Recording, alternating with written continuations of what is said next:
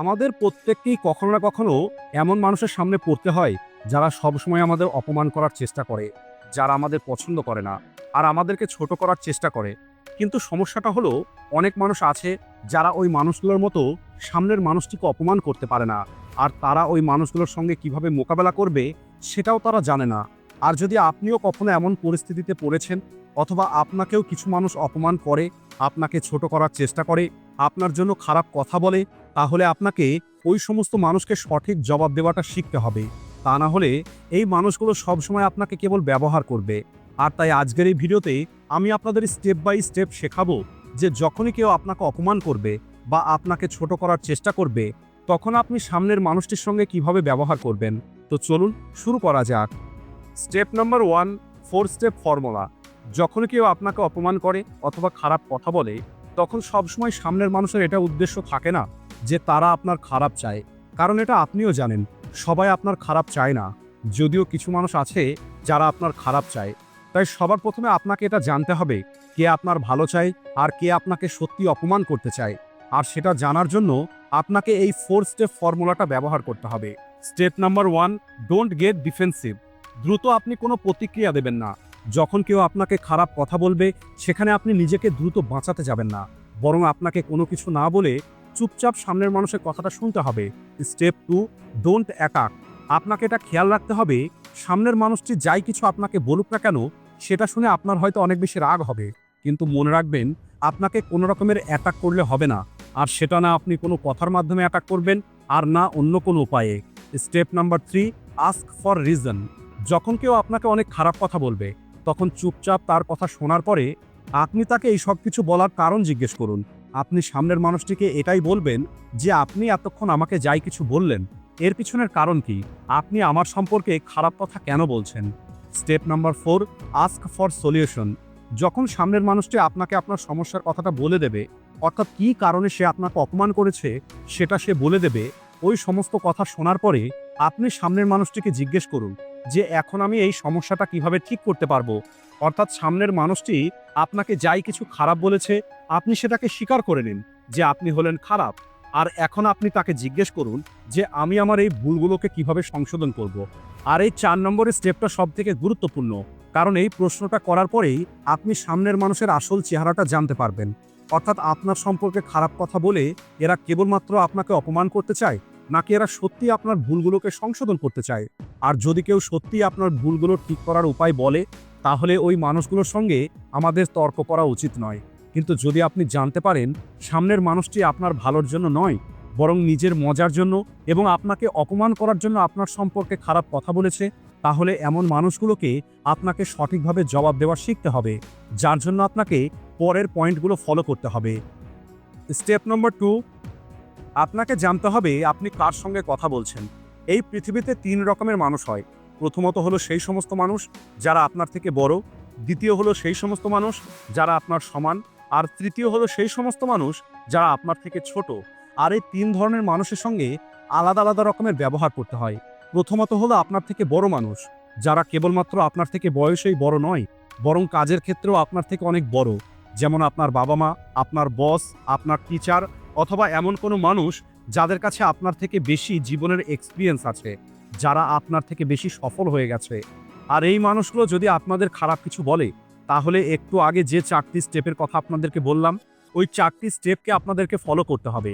তাদের কাছে থেকে আপনি নিজেকে বাঁচানোর চেষ্টা করবেন না, আর এদের অ্যাটাকও করবেন না, বরং আপনি কারণ জিজ্ঞেস করুন এবং তার সমাধানও জিজ্ঞেস করুন। কারণ আপনার থেকে যারা বড়, তারা যদি আপনার সম্পর্কে কিছু বলছে, তাহলে অনেক বেশি সম্ভাবনা আছে তারা ঠিকই বলছে, কারণ তাদের কাছে আপনার থেকে অনেক বেশি জীবনের এক্সপিরিয়েন্স আছে। এমন মানুষগুলোর কথা হয়তো আপনি এখন বুঝতে পারছেন না, কিন্তু আজ থেকে 10-15 বছর পরে আপনি অবশ্যই বুঝতে পারবেন। তাই এমন মানুষগুলোকে আপনি রেসপেক্ট করবেন, তাদের কথাটা মেনে নেবেন। আর যদি আপনি না মানেন, তাহলেও আপনি চুপ থাকবেন। এদের সঙ্গে কখনোই আপনি খারাপ ব্যবহার করবেন না। দ্বিতীয়ত হলো সেই সমস্ত মানুষ যারা আপনার সমতুল্য হয়, যাদের বয়স আপনার সমান, যারা আপনার সঙ্গেই হয়তো কাজ করে, আপনার সঙ্গেই হয়তো পড়াশোনা করে, অথবা আপনার বন্ধু।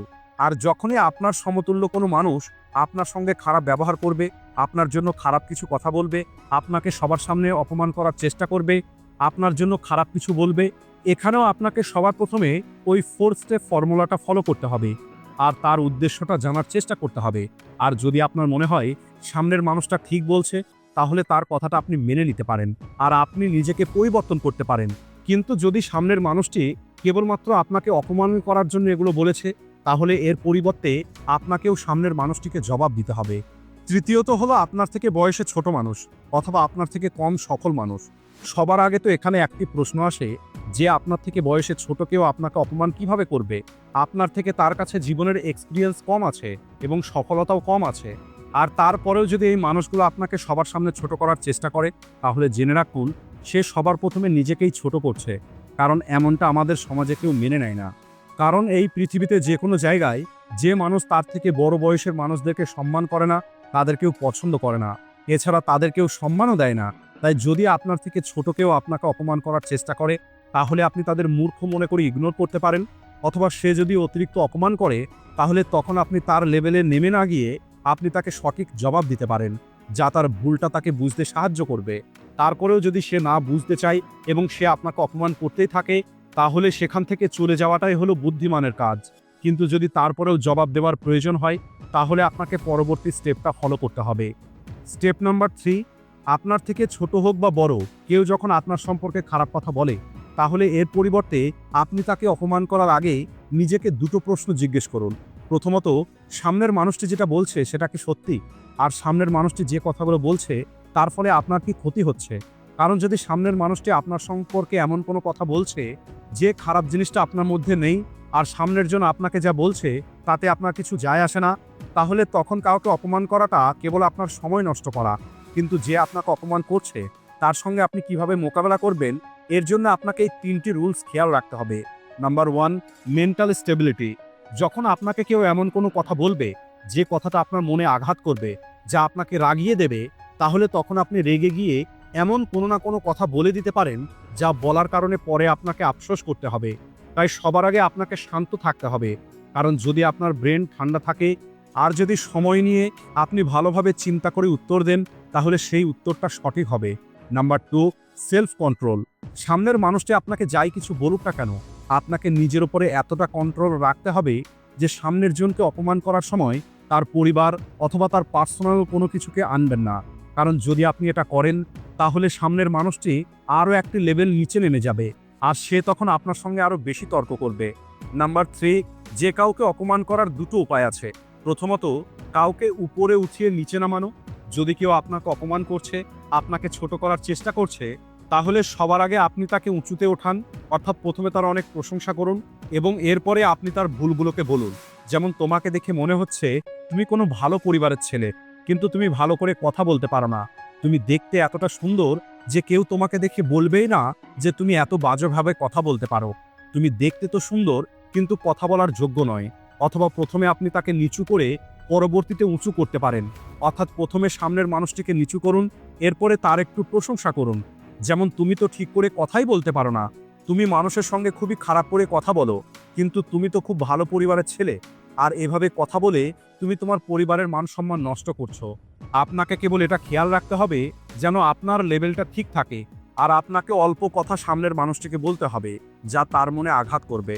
তো বন্ধুরা, এই ছিল সহজ কিছু স্টেপ যেগুলো আপনাকে তখন ফলো করতে হবে যখন আপনাকে কেউ অপমান করবে। আর আমি জানি অনেকে হয়তো এখন বলবে যে দাদা, যখন আমাকে কেউ অপমান করবে তখন এই সমস্ত কথাগুলো মনে রাখা কি সম্ভব? তাহলে বলি, শুরুর দিকে এটা আপনাকে কিছুদিন মনে রেখেই উত্তর দিতে হবে। পরবর্তীতে এটাই আপনার অভ্যেসে পরিণত হবে। আজকের ভিডিওটি এই পর্যন্তই। ভিডিও ভালো লাগলে ভিডিওটিকে লাইক ও শেয়ার করতে ভুলবেন না। ভিডিওটি শেষ পর্যন্ত দেখার জন্য ধন্যবাদ।